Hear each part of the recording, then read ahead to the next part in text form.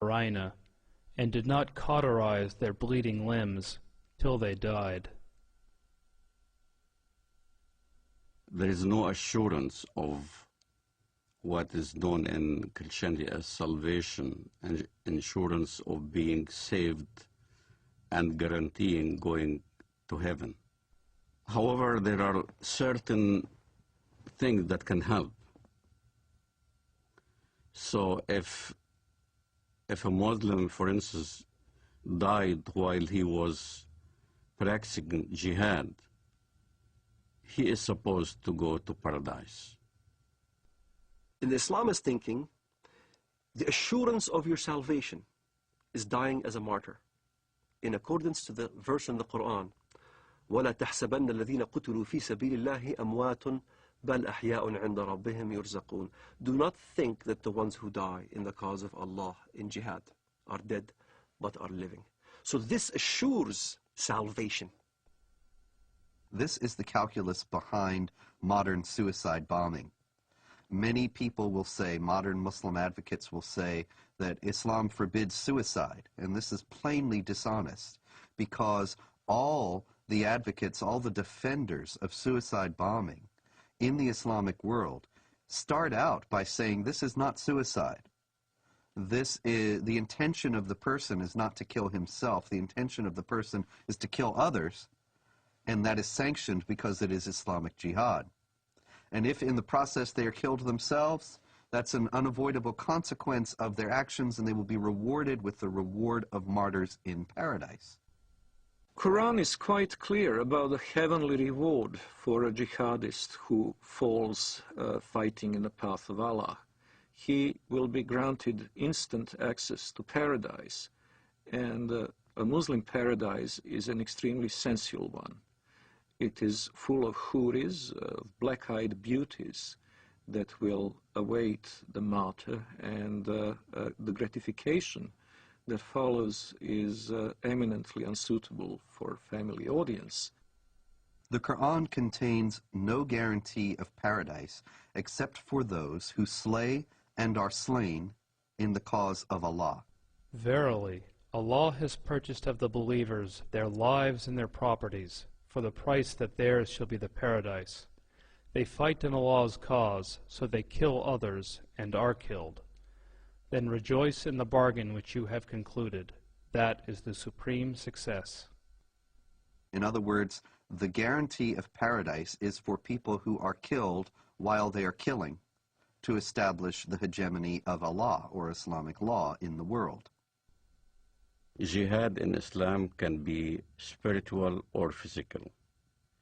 The spiritual jihad is striving to be a better Muslim. But also there is a physical part of jihad that you cannot take it away from Islam. Jihad in Islam means struggle. That's what the literal meaning of the word, struggle. But what the West doesn't understand is that the hadith, the compilation of the traditions of the Prophet Muhammad of Islam, there's almost about 100 hadiths regarding jihad. And if you look at every single one of them has the sword, war, or a military effort. And in the end of the expedition, jihad expedition, he said, now I resort to the jihad within, the jihad that is within the self-struggle. And as a matter of fact, I had this dialogue with an Islamist one time. He says, Walid, come on, tell the West that jihad means struggle. I said, yes, it does mean self-struggle. You're right. Jihad does mean self-struggle. But so does Mein Kampf. Mein Kampf means my struggle. In the same fashion, the Islamists look at jihad. It is a very dangerous element of the Islamic teaching, because this instant gratification through martyrdom is an attractive concept.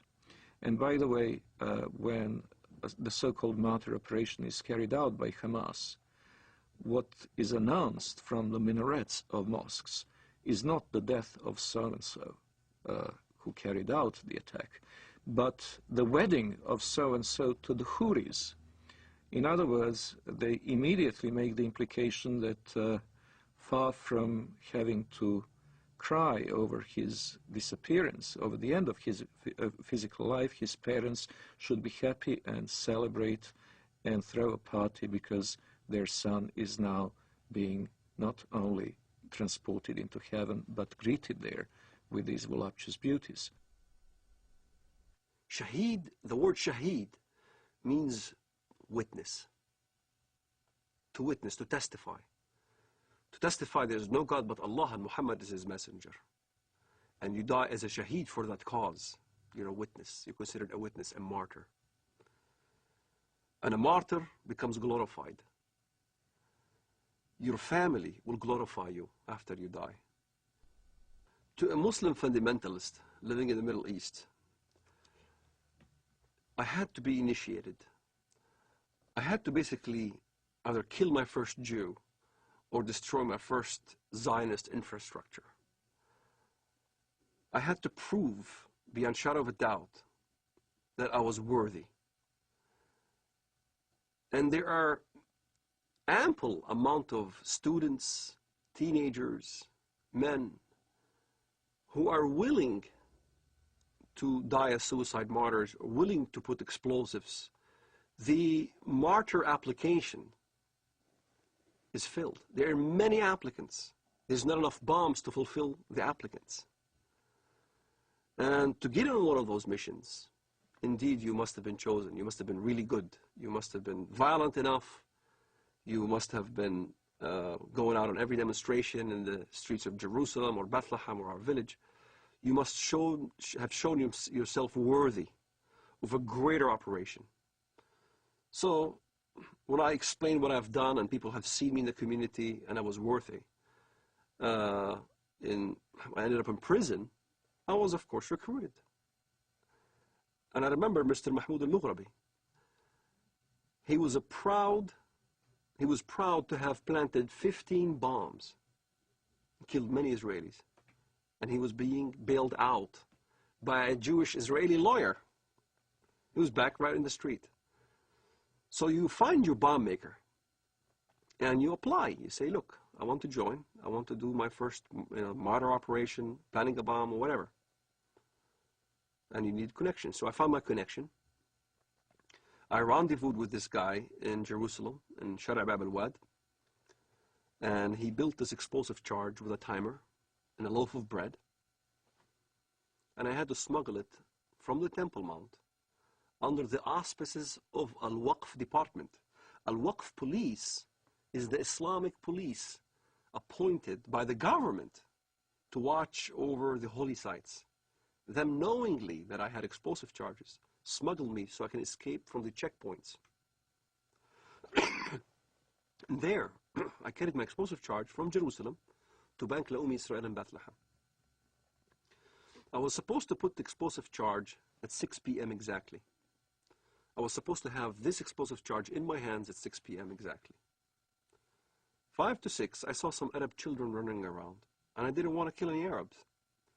So I decided to place the explosive charge on the roof. I tossed it on the roof. At 6 p.m. it went off, and there was this big explosion. I looked behind me, I see this thick black smoke coming out of the building, and I started running. That's the moment I first got a glimpse of the reality of killing. I thought people have died. And I remember I didn't sleep for 3 days, constantly worried that I've killed somebody. Even terrorists have a reality check that you kill or you're about to die. You can sense it. This is why in Israel, the nature of finding out a terrorist suicide bomber is to look at their eyes. They'll have these glossy eyes. They're sweating profusely. They're not paying attention because in their mind they're about to go. And you weigh the reality of what now you're going to die. And many times I've been in this situation where I had thought that I was going to get killed, shooting back and forth as we stoned at the Israelis and they shoot back at us and things like that. I was face to face with death. when you think in your mind you're going to die, you struggle between the requirements of your Islamic upbringing and between the reality that you value your life. And at some point, one has to outweigh the other.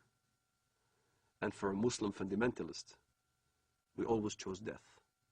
We always chose the suicide. My cousin died on his way to Ben Yehuda Street, and he got killed. He died. I had people, relatives die, and fighting the Israelis. And as I look at it now, I think, what a waste.